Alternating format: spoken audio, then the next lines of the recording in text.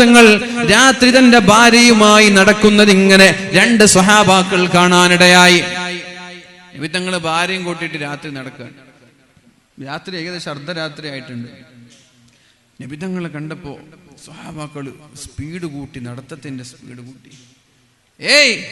എന്താ നിങ്ങൾ വേഗത്തിൽ നടക്കുന്നത്?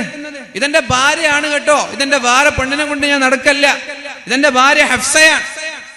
എന്തിനിത് പറഞ്ഞു? തെറ്റിദ്ധാരണകൾ ഉണ്ടാകും. നാളെ ഈ സ്വഹാബാക്കൾ വിചാരിക്കും നബി തങ്ങൾ ഏതോ പെണ്ണിനെയും കൂട്ടി നടക്കുകയാണെന്ന്. ആ തെറ്റിദ്ധാരണ ഇല്ലാതിരിക്കാൻ രണ്ടുപേരെയും വിളിച്ചു. വാ, ഇവിടെ വാ, ഇതെന്റെ ഭാര്യയാണ്, ഇതെന്റെ ഹഫ്സയാണ്, ഇതെന്റെ ഭാര്യയാണ്, ഞാൻ വേറെ ഏതെങ്കിലും ഒരു പെണ്ണിനെ കൂട്ടി നടക്കുകയല്ല. അപ്പോഴാണ് മഹാന്മാരായ സ്വഹാബാക്കൾ പറഞ്ഞത്, നബിയെ നിങ്ങളെ കുറിച്ച് ഞാൻ സംശയിക്കുമോ നബിയെ?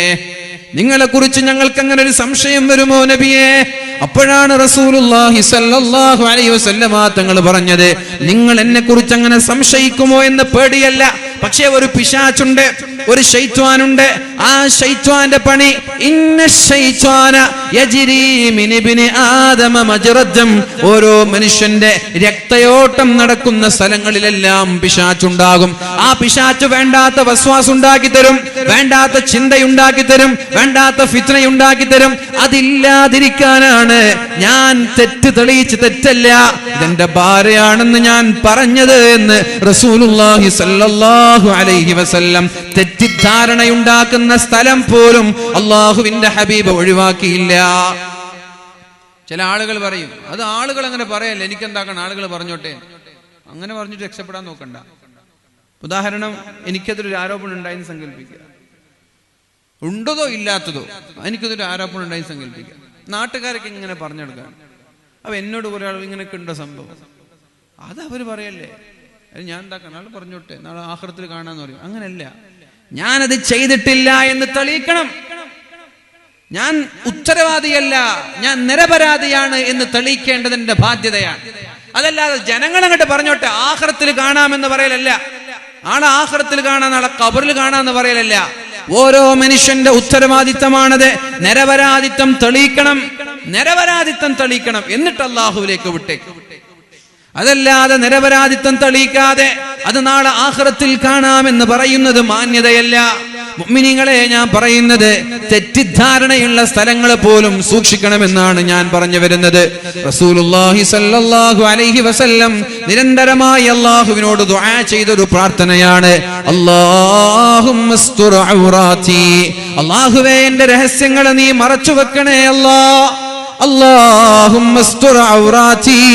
അല്ലാഹുവേ, എന്റെ രഹസ്യങ്ങളെ നീ മറച്ചു വെക്കണേ അല്ലാ. മുഅ്മിനീങ്ങളെ, നമ്മളും അല്ലാഹുവിനോട് ദുആ ചെയ്യാ, അല്ലാഹുവേ എന്റെ രഹസ്യങ്ങൾ മറച്ചു വെക്കണേ എന്ന് ദുആ ചെയ്യാ.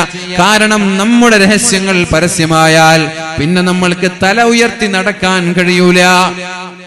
റസൂലുള്ളാഹി സ്വല്ലല്ലാഹു അലൈഹി വസല്ലമ തങ്ങൾ പറഞ്ഞു, ചെവി തുറന്ന് കേട്ടോളൂ, എല്ലാവരും ചെവി തുറന്ന് കേട്ടോളൂ. അല്ലാഹുവിന്റെ ഹബീബായ നബി സ്വല്ലല്ലാഹു അലൈഹി വസല്ലമ തങ്ങൾ പറഞ്ഞ ഒരു ഹദീസുണ്ട്, അഹ്ബിബ് ഹബീബക ഹൗനമ്മാ. നിങ്ങൾ എന്ത് ചെയ്യണം?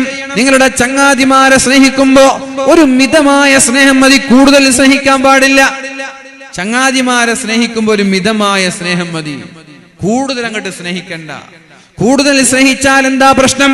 നിങ്ങളുടെ ചങ്ങാതിമാരോട് ജീവിതത്തിന്റെ എല്ലാ രഹസ്യങ്ങളും നിങ്ങൾ തുറന്നു പറഞ്ഞാൽ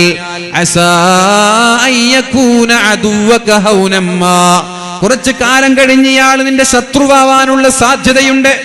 കുറച്ചു കാലം കഴിഞ്ഞാൽ നിന്റെ ശത്രുവാവാനുള്ള സാധ്യതയുണ്ട്. ആരെ? കൂടെ പഠിക്കുന്ന പെൺകുട്ടിയുടെ ഷോൾഡറിൽ കൈവച്ച് കെട്ടിപ്പിടിച്ച വീഡിയോകൾ എടുത്തത് ചങ്ങാതിയാണ്. ഈ ചങ്ങാതി ഒരു വർഷം കഴിഞ്ഞ് നിന്റെ ശത്രുവായി മാറിയാൽ, നിന്റെ വിവാഹം നടക്കുന്ന സമയമാകുമ്പോ ഈ വീഡിയോ ലീക്കാക്കി, ഈ വീഡിയോ പുറത്തുവിട്ട് നിന്റെ വിവാഹം വരെ തടയാൻ സാധ്യതയുണ്ട്. നീ പണ്ടെപ്പോഴോ കള്ളു കുടിച്ച കഥകൾ നിന്റെ സുഹൃത്തിനോട് നീ പങ്കുവച്ചാൽ അത് നിന്റെ അടുത്ത ചങ്ങാതിയാണ്, നിന്റെ ഏറ്റവും അടുത്ത സുഹൃത്താണ്. അങ്ങനെ ഒരു ചങ്ങാതിയോടെ സ്നേഹം കൊണ്ട് നീ നിന്റെ രഹസ്യങ്ങളെല്ലാം പങ്കുവച്ചു. ഒരു 10 വർഷം കഴിഞ്ഞിട്ട് പള്ളിയുടെ പ്രസിഡന്റ് ആവാൻ നാട്ടുകാരെല്ലാം തീരുമാനിച്ചു. അങ്ങനെ നിന്നെയാണ് പ്രസിഡന്റ് ആക്കാൻ നിൽക്കുന്നത്. അപ്പൊ നിന്റെ ചങ്ങാതിയുണ്ട്, ഈ കൂട്ടത്തിൽ നിന്റെ ചങ്ങാതിയുണ്ട്. അയാൾ പറ്റൂല, അയാൾ 10 വർഷം മുമ്പ് കള്ളു കുടിച്ച ആളാണ്. എന്തുകൊണ്ട് ഇതുണ്ടായി? അഹ്ബിബ് ഹബീബക ഹൗനമ്മ, നിന്റെ സ്നേഹിതനോട് എല്ലാം അങ്ങോട്ട് തുറന്നു പറയണ്ട. അസാ അയ്യകൂന അദുവക ഹൗനമ്മ, അയാൾ ഒരു പക്ഷേ നിന്റെ ശത്രുവായി മാറാൻ സാധ്യതയുണ്ട്. ശത്രുവായി മാറിയാൽ പിന്നെ രഹസ്യങ്ങളൊന്നും മറച്ചു വെക്കൂല. പണ്ടെന്റെ ചങ്ങാതിയല്ലേ എന്ന് പറഞ്ഞിട്ട് മറച്ചു വെക്കൂല. പിന്നെ നിന്റെ ഏറ്റവും വലിയ ശത്രു അയാളായിരിക്കും, നിന്റെ ഏറ്റവും വലിയ സ്നേഹിതനായിരിക്കും, നിന്റെ ഏറ്റവും വലിയ ശത്രുവായി മാറുന്നത്. അതുകൊണ്ട് ജീവിതത്തിലെ എല്ലാം ചങ്ങാതിയോട് തുറന്നു പറയരുത്. ഇനി ഭാര്യയാണെങ്കിൽ ഭാര്യയോട് പോലും തുറന്നു പറയരുത്. പ്രേമത്തിന്റെ കഥകൾ, പ്രണയത്തിന്റെ കഥകൾ, പണ്ട് ഞാൻ ഇത്ര ആളെ പ്രേമിച്ചത്, അവിഹിത ബന്ധങ്ങളുടെ കഥകൾ, എന്റെ പ്രിയപ്പെട്ട ചെറുപ്പക്കാരെ, കല്യാണം കഴിഞ്ഞാൽ ഭാര്യമാരോട് പറഞ്ഞു കൊടുക്കണ്ട ഞാൻ ഇന്നാലിന്ന പെണ്ണിനെ പ്രേമിച്ചത്, ഞാൻ ഇന്നാലിന്ന പെണ്ണുമായി അവിഹിത ബന്ധത്തിലേർപ്പെട്ടത്, ഇത്ര സ്നേഹിതന്മാരെനിക്കുണ്ടായിരുന്നു എന്ന കഥകൾ ഒരു ഭർത്താവ് ഭാര്യയോടോ അതേപോലെ ഭാര്യ ഭർത്താവിനോടോ പറയാൻ പാടില്ല. കാരണം നിങ്ങളുടെ അഭിമാനത്തിനത് പ്രശ്നമാണ്.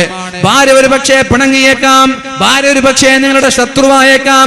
എന്തെങ്കിലും ഒരു കാരണത്താൽ ഡിവേഴ്സ് ചെയ്യേണ്ടി വന്നാൽ ആ ഭാര്യ നിങ്ങളുടെ പല രഹസ്യങ്ങളും വെളിച്ചത്താകും.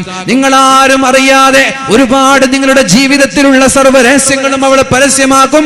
അതുകൊണ്ട് അഹ്ബിബ് ഹബീബക ഹൗനമ്മ, സ്നേഹിച്ചോ, ജീവിതത്തിന്റെ സർവ്വ രഹസ്യങ്ങളും തുറന്നു പറയണ്ട, അത് അപകടമാണ്. അതേപോലെ അല്ലാഹുവിന്റെ ഹബീബായ മുഹമ്മദ് മുസ്തഫ സല്ലല്ലാഹു അലൈഹി വസല്ലമ തങ്ങൾ പറഞ്ഞ വിഷയം, അബ്ഗിൽ ബഗീലക ഹൗനമ്മ, നിന്റെ ശത്രുവിനെ അബ്ഗിൽ അദുവക ഹൗനമ്മ, നിന്റെ ശത്രുവിനെ കൂടുതൽ ശത്രുതയുണ്ടാവരുത്, വൈരാഗ്യം വെക്കരുത്. ആ ശത്രുത കാരണം